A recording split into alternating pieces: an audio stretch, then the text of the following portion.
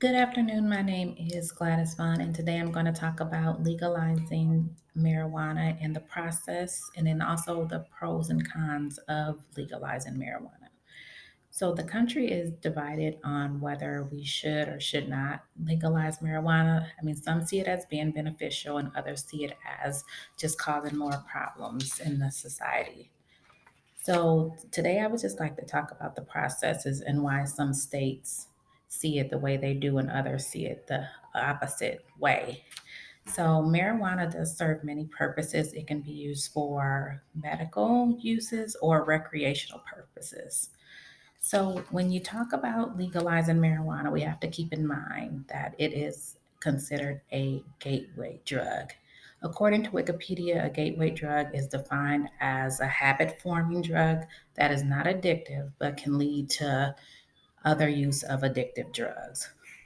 So you guys got to ask yourself first off, what is the process to legalize marijuana?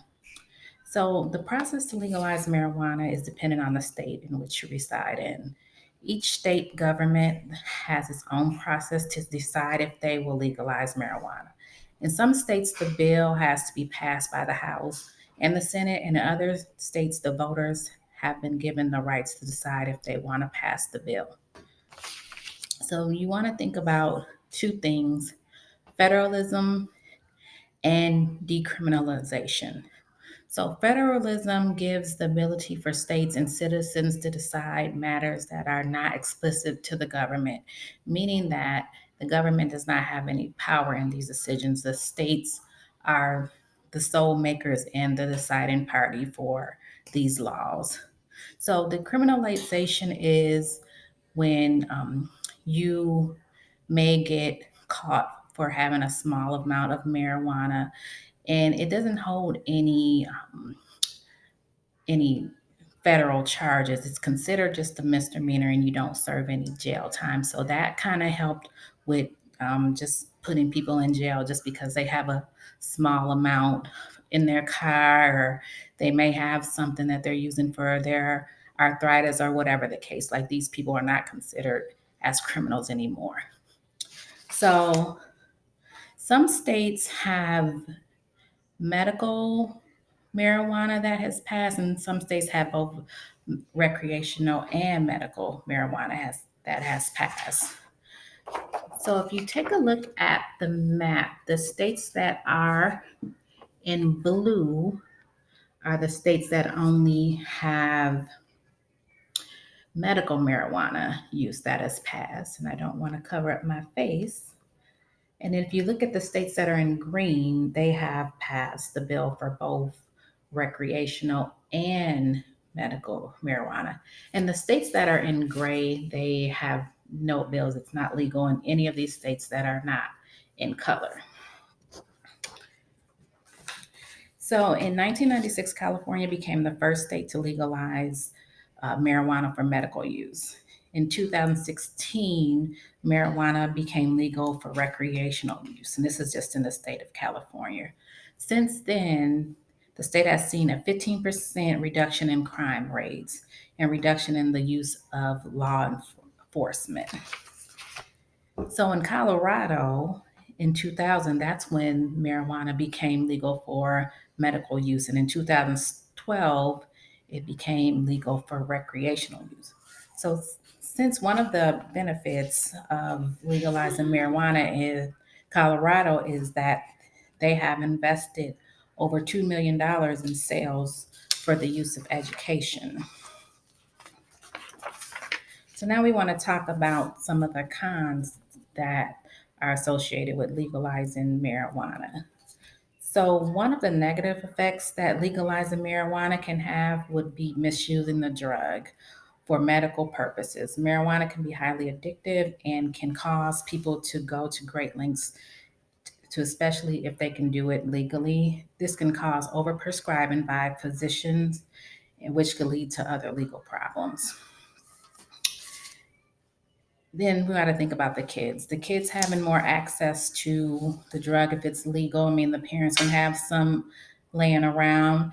You legally have to be 21 to use the marijuana, either whether it's medical or recreational in all the states that it's legal in. And then also religious beliefs. Some people may think that it's not good to do that because that's what they believe in, that's their religion.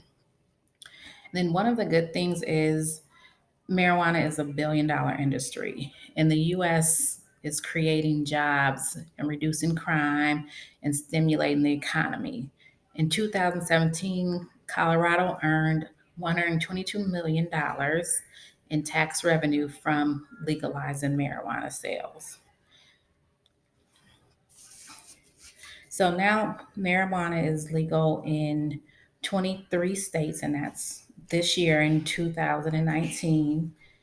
Um, 9 states only are for recreational use, as I showed you on the map, and then the other 23. Excuse me, there were 23 states total. So I did not do the math on this one, but as you see, there were quite a few that did have just medical use and not that many that have recreational use. And I'll just show you the map again. So there are many points as to why legalizing marijuana would be beneficial. The biggest thing would be stimulating the economy, creating jobs.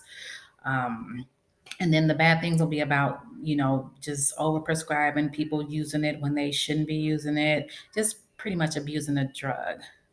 So it can be a very lengthy process for states. I mean, I live in the state of Minnesota and I see this come up every year when it comes to voting, and it has not passed here yet, but you never know. It may pass here in the future.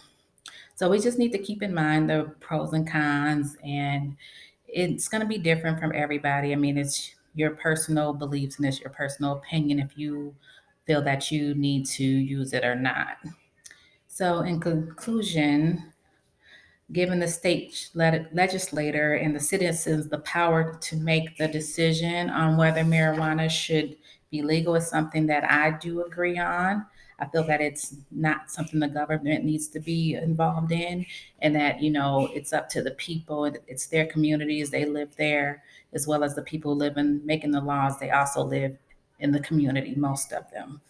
So that is my speech on why marijuana and should be legal or why it should not be legal, and just the pros and cons. And thank you very much. Good night.